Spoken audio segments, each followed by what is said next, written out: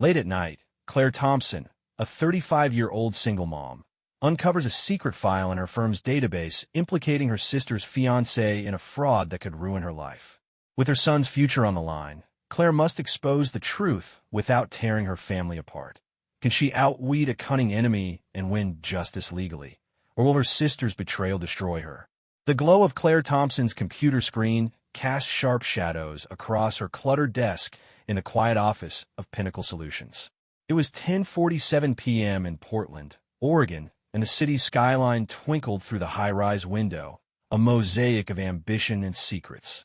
At 35, Claire, a forensic accountant with a knack for untangling financial knots, was used to late nights.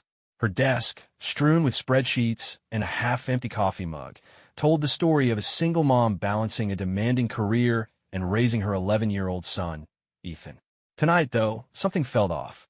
Claire rubbed her tired eyes and clicked through the company's database, finalizing a report for a client audit due tomorrow. Her phone buzzed, breaking the silence. A text from her mother, Diane. "Don't forget Lauren's engagement party tomorrow. 6 p.m. sharp. Don't be late, Claire." She sighed. Diane's messages always carried a subtle jab, a reminder that Claire, the serious daughter, paled in comparison to her younger sister, Lauren, the family's golden child. Lauren's fiancé, Nathan Brooks, a venture capitalist with a dazzling smile, was Diane's latest obsession. Claire shoved the phone aside and refocused.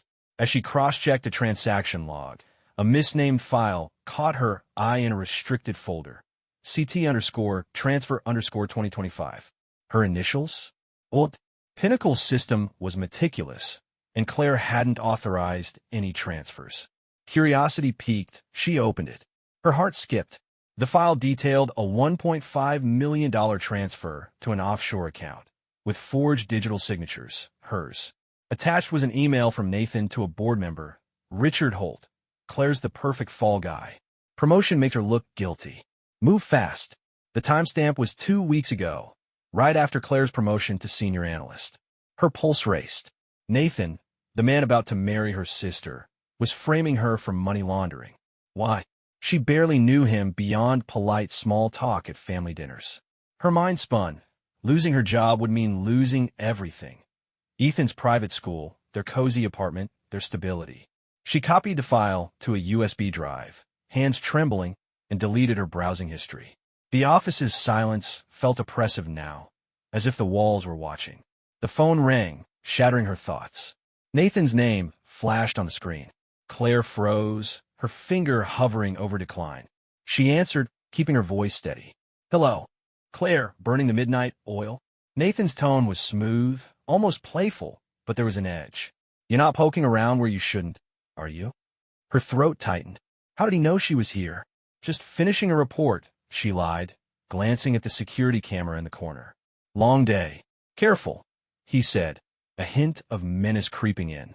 "Some things are better left alone." The line went dead. Claire's breath hitched.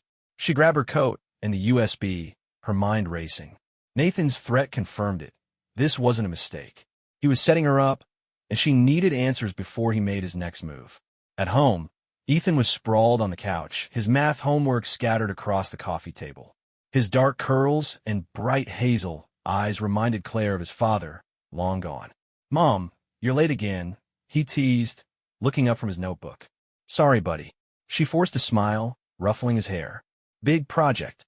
You finish your homework?" "Yup. Can we get pizza tomorrow?" Ethan's grin was infectious, but Claire's chest ached. She couldn't let Nathan's scheme ruin his world. "Deal," she said, tucking him into bed. As she kissed his forehead, her resolve hardened. She'd protect Ethan, no matter the cost.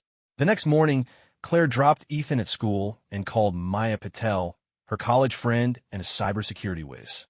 Over coffee at a bustling Portland cafe, she spilled everything. Maya's eyes widened as she scanned the USB's contents on her laptop. "This is bad, Claire. Nathan's tied to an offshore account in the Caymans. And Richard Holt? He's Pinnacle's shadow. Nobody crosses him. Can you trace it?" Claire asked, gripping her mug. "I'll try, but Nathan's smart. He's covering his tracks." Maya's fingers flew across the keyboard. "Why frame you?" "I don't know," Claire admitted. "But I'm not letting him win." That evening, Claire and Ethan arrived at Diane's sleek Lake Oswego home for Lauren's engagement party. Diane greeted them with a tight smile. "Claire, you made it. Try to enjoy yourself for once." The jab stung, but Claire ignored it, squeezing Ethan's hand. Lauren, radiant in a designer dress, flaunted her engagement ring to a crowd of guests. Nathan stood beside her, all charm and confidence, but his eyes locked onto Claire's for a split second, cold and calculating. She shivered, clutching the USB in her pocket like a lifeline. As Ethan played with cousins in the backyard, Diane pulled Claire aside. "Lauren wants you as her maid of honor. Don't disappoint her, Claire. This wedding's a big deal." Claire's stomach churned. Maid of honor for a sister whose fiancé was sabotaging her? "I'll think about it, Mom," she said, dodging Diane's glare. Back at the party, Lauren's laughter filled the room as she toasted to Nathan. "He's perfect, isn't he?" she gushed, oblivious to Claire's turmoil. Claire nodded, her mind elsewhere. Nathan's threat echoed in her head, and the USB felt heavier by the minute. As she helped clear plates, a co-worker, Jenna, approached. "Rough week at work, huh?" Jenna's tone was casual, but her eyes darted nervously. "Heard there's an audit coming. You okay?" Claire hesitated. Jenna had always been friendly, but something felt off. "I'm fine," she said, forcing a smile. "Just busy." Driving home, Ethan yawned in the back seat. "Mom, is Aunt Lauren's fiancé nice?" Claire gripped the steering wheel. "He's complicated, buddy." Her thoughts raced. Nathan's plan was closing in, and Jenna's odd behavior raised red flags. Was she an ally or part of the scheme? One thing was clear. Claire needed more evidence, and fast, before Nathan's trap snapped shut. Claire Thompson's apartment was a sanctuary of soft lamplight and Ethan's scattered soccer gear. But tonight, it felt like a pressure cooker. The Portland skyline glittered beyond the window, a reminder of the city's restless ambition. It was 9:32 p.m., and Claire, still rattled from Nathan Brooks' cryptic phone call 2 nights ago, hunched over her laptop with Maya Patel, her cybersecurity expert friend. The USB drive, Claire's only proof of Nathan's plot to frame her for laundering $1.5 million, sat between them like a ticking bomb. Maya's fingers danced across her keyboard, her brow furrowed. This offshore account Nathan's using? It's buried deep, Cayman Islands, layered through shell companies. But there's a second name tied to it. Richard Holt, Pinnacle's board member. They're in this together. She pushed her glasses up, meeting Claire's gaze. "This isn't just about you, Claire. It's bigger." Claire's stomach twisted. Richard Holt was untouchable, a silver-haired power broker who'd built Pinnacle Solutions into a Portland financial giant. Nathan, Lauren's charming fiancé, was his protégé. Framing Claire, a single mom and forensic accountant, as a money launderer was a ruthless move to cover their tracks. "Why me?" she whispered, rubbing her temples. "I'm nobody to them." "You're not nobody," Maya said sharply. "Your promotion made you a perfect scapegoat, credible but expendable. We need more evidence to nail them." Claire nodded, her resolve hardening. She couldn't let Nathan destroy her life or Ethan's future. But the weight of Diane's expectations, pushing her to be Lauren's maid of honor for a wedding funded by Nathan's dirty money, gnawed at her. How could she smile at her sister's side while digging into her fiancé's crimes? The next morning, Claire arrived at Pinnacle's sleek office, her nerves frayed. The open-plan floor buzzed with colleagues, but the air felt charged like everyone knew something she didn't. At a team meeting, Nathan stood at the head of the conference table, his smile polished as ever. "Good news, everyone," he announced, his eyes lingering on Claire. "We're launching an internal audit to ensure our financials are spotless. Transparency is key, right, Claire?" Her pulse spiked. The audit was a trap designed to uncover the fake evidence Nathan had planted in her name. She forced a nod, her throat dry. "Absolutely." After the meeting, Jenna, the co-worker who'd acted cagey at Lauren's engagement party, sidled up to Claire's desk. "That audit sounds intense," she said, twirling a strand of blonde hair. "You holding up? I heard Nathan's been watching you closely." Her tone was sympathetic, but her eyes darted to Claire's computer screen. Claire minimized her window, unease prickling her skin. "I'm fine, Jenna. Just focused on work." Was Jenna fishing for information, or was she genuinely concerned? Claire couldn't tell, but she didn't trust anyone at Pinnacle anymore. At home, Ethan was sprawled on the living room floor, sketching a comic book. Mom, you look stressed, he said, glancing up. His hazel eyes, so like his father's, held a quiet worry. Is it work? Claire's heart ached. She wanted to shield him from this mess, but his perceptiveness made it hard. Just a tough project, buddy, she lied, ruffling his curls. How's school? Okay, but my history teacher's brutal. He grinned, easing the tension. Can I come with you to Aunt Lauren's next party? We'll see, Claire said, dodging the question. The idea of Ethan near Nathan made her skin crawl. Later, Claire met Maya at a quiet diner near the Willamette River. Over greasy fries, Maya revealed a breakthrough. I traced a second email from Nathan to Richard, sent 3 months ago. It mentions clearing the books before a big investor meeting. They're using you to hide a larger fraud, maybe millions more. Claire's breath caught. Can we prove it? Not yet, Maya admitted. Their server's encrypted, but I'm working on it. You need to act normal at work. Nathan's watching. That evening, Claire attended a family dinner at Diane's Lake Oswego mansion, Ethan in tow. Lauren, radiant as ever, gushed about Nathan's latest business deal, while Diane beamed. He's taking Lauren to Paris for their honeymoon, Diane bragged, ignoring Claire. You should take notes, Claire. Find someone ambitious like Nathan. Claire bit her tongue, the USB burning a hole in her purse. Nathan caught her eye across the table, his smile razor-sharp. Claire, you're quiet tonight. Everything okay at Pinnacle? Fine, she said, her voice steady despite the dread pooling in her gut. Just busy. After dinner, Diane cornered her in the kitchen. Lauren's counting on you as maid of honor. Don't let your work obsession ruin her moment, Claire. Family comes first. Claire's chest tightened. Family? Diane had always favored Lauren, dismissing Claire as too practical. Now, she was trapped between her mother's demands and Nathan's scheme. I'll do my best, Mom, she said, escaping to the backyard where Ethan was kicking a soccer ball. Mom, Aunt Lauren's nice, but her fiancé's kinda intense, Ethan said, pausing his game. He kept staring at you. Kids noticed everything. Claire knelt beside him. Don't worry, buddy. I've got this. But her confidence wavered. Nathan's audit was closing in, and Jenna's odd behavior lingered in her mind like a warning. Back at work the next day, Claire found an email from an unknown sender. Check the backup server, folder X19. Hurry. Her heart raced. Was this a lead or a trap? She forwarded it to Maya, who texted back. Could be legit, but be careful. Nathan's not playing. As Claire logged into the server, her office phone rang. It was Nathan. Claire, we need to talk. My office now. His voice was cold, final. She gripped the USB, her mind racing.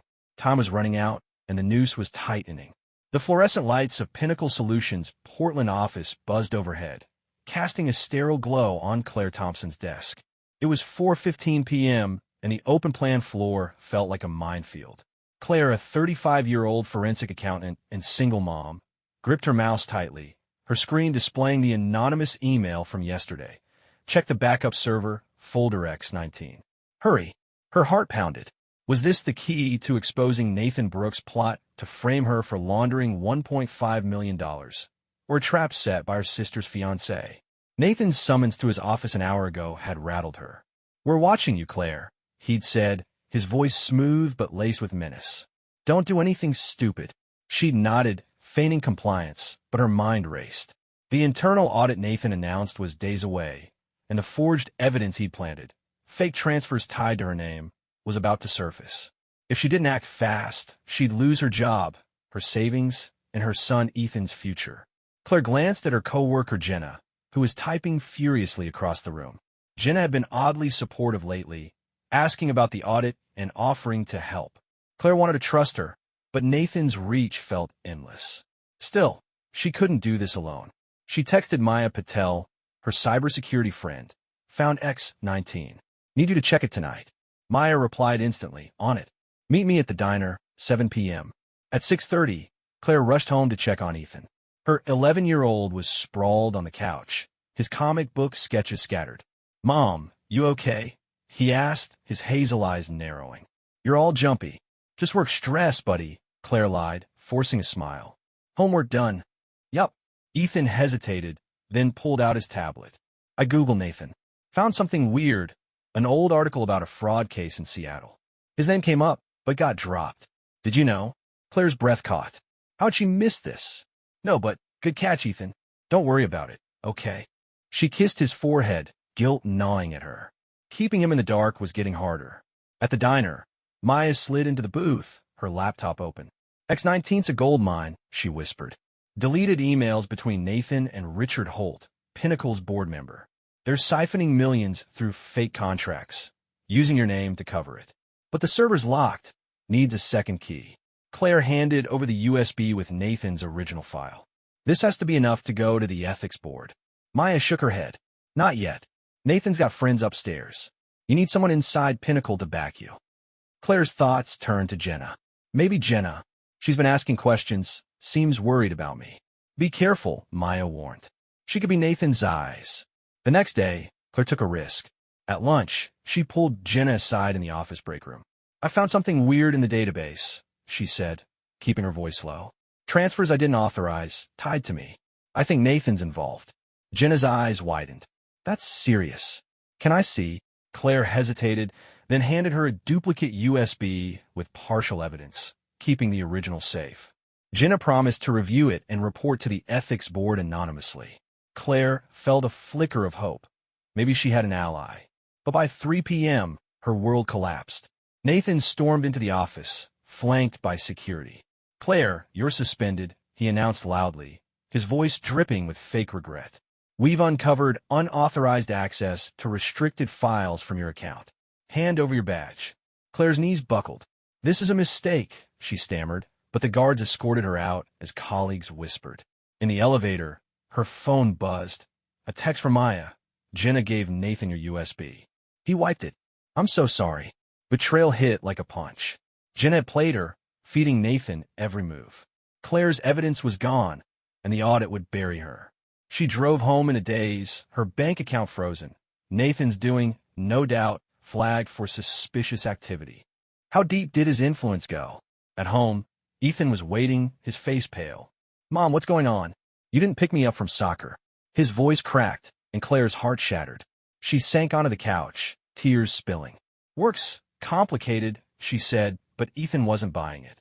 Tell me the truth, he demanded, his small fists clenched. Is Nathan hurting you? Claire pulled him close, her voice trembling.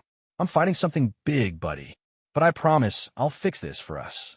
His hug gave her strength, but the weight of her family's blindness crushed her. Diane's voice echoed from a voicemail. Claire, Lauren's furious. You're skipping maid of honor duties? Don't ruin her wedding. Claire deleted the message, rage simmering. Lauren and Diane were clueless, dazzled by Nathan's charm. She opened her laptop, desperate for a lifeline, and found a new email from the anonymous sender. Backup server, folder Z7. Last chance. Trust no one. Her pulse raced. Another lead? Or was Nathan baiting her again? As she forwarded it to Maya, a knock at the door startled her. Through the peephole, she saw Lauren, her face twisted with anger. Open the door, Claire, she shouted. Why are you sabotaging my life? Claire braced herself. Lauren's confrontation could break her, or push her to fight harder. One thing was certain, Nathan's trap was tightening, and she was running out of time. Rain streaked the windows of Claire Thompson's Portland apartment, mirroring the storm inside her.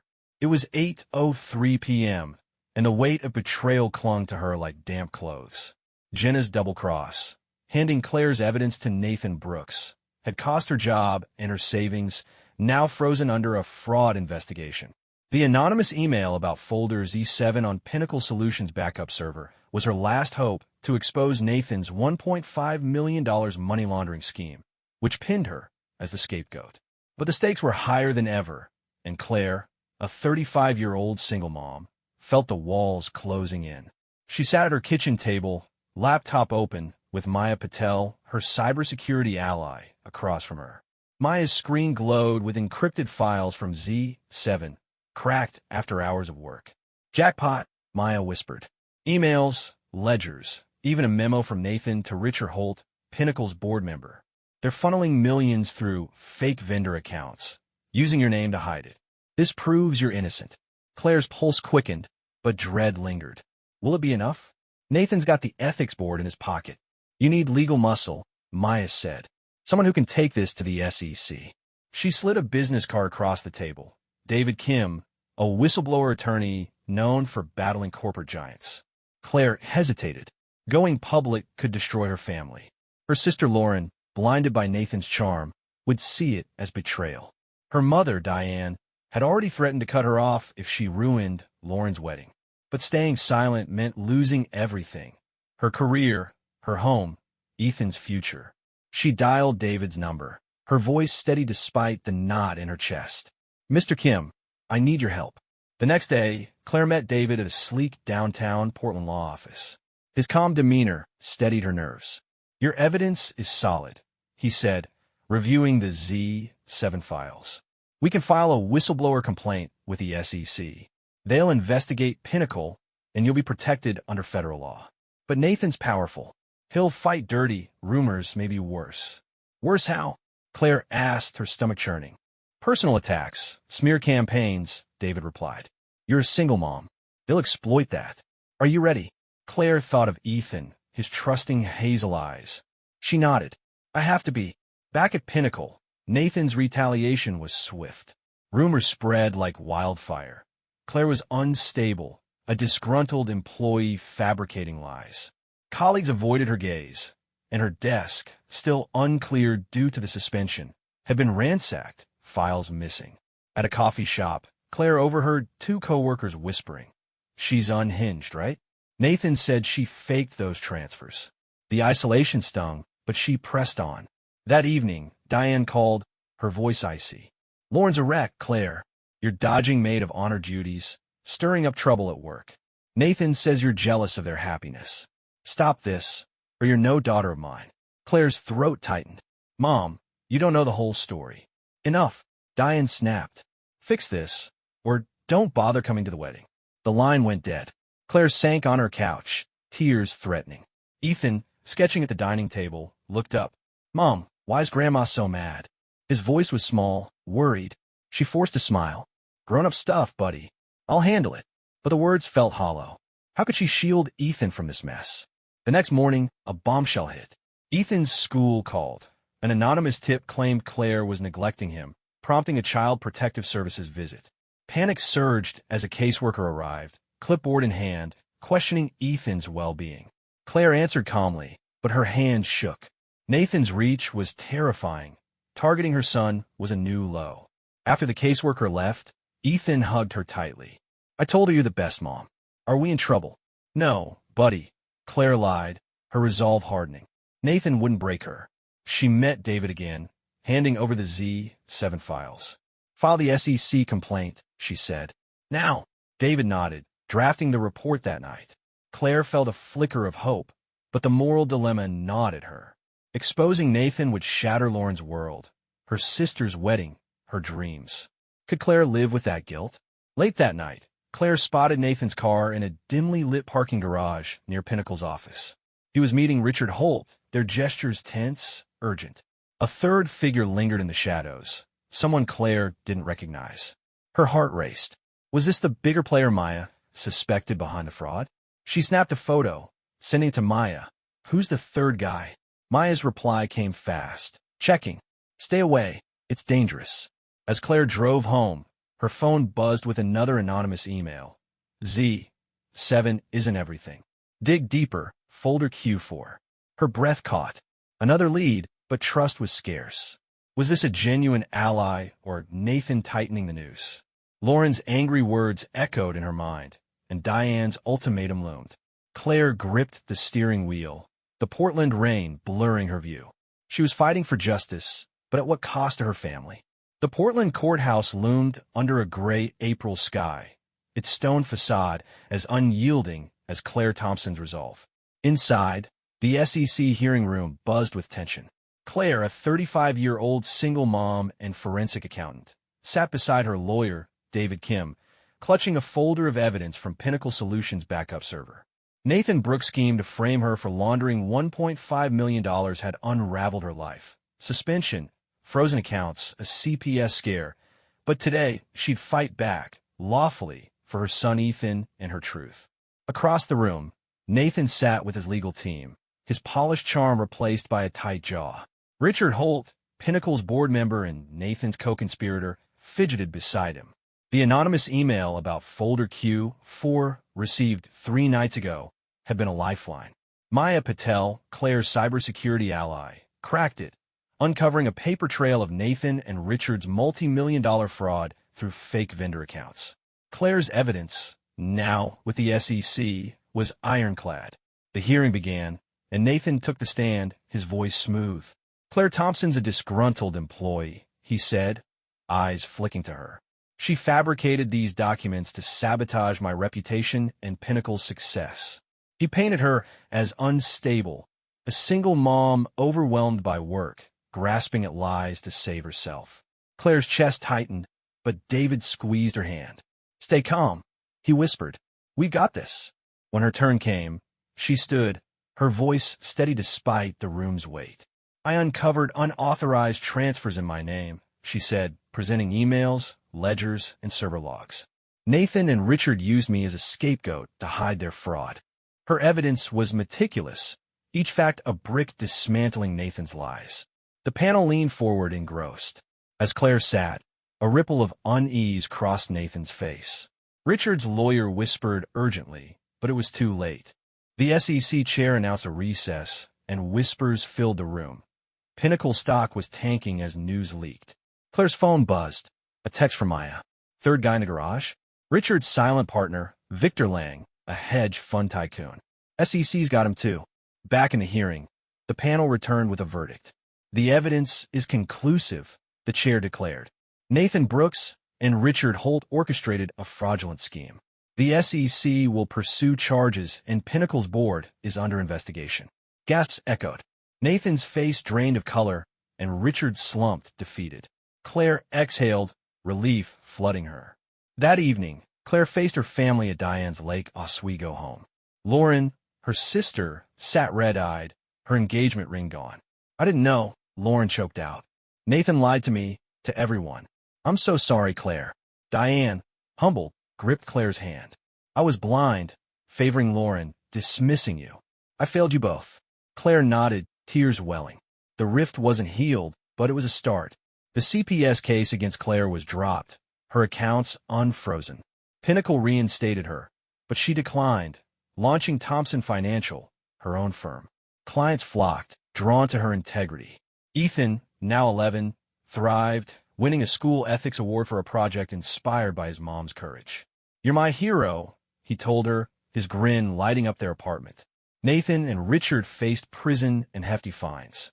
Victor Lang, the silent partner, was indicted, his empire crumbling. Jenna, the co-worker who betrayed Claire, lost her job and sent a remorseful email, which Claire deleted unanswered. The anonymous emailer revealed themselves, a junior intern, Priya, inspired by Claire's stand. "You showed me truth matters," Priya wrote. Weeks later, Claire, Ethan, and Maya celebrated at a cozy Portland cafe overlooking the Willamette River. The sunset painted the water gold, and laughter filled their table. Ethan raised his soda. "To Mom, who never gave up." Maya clinked her coffee mug, grinning. "To justice, hard won." Claire smiled, her heart full. The fight had cost her, family strain, sleepless nights, but it rebuilt her stronger. Diane and Lauren were rebuilding trust, step by step. Nathan's downfall wasn't revenge. It was consequence, lawful and just. As Ethan chattered about his next school project, Claire reflected on Priya's words. Truth was a heavy burden, but its victory was worth every scar. "I did it for us," she murmured, squeezing Ethan's hand. The river flowed on, steady and sure, like the life she'd reclaimed. Truth's the only path worth taking.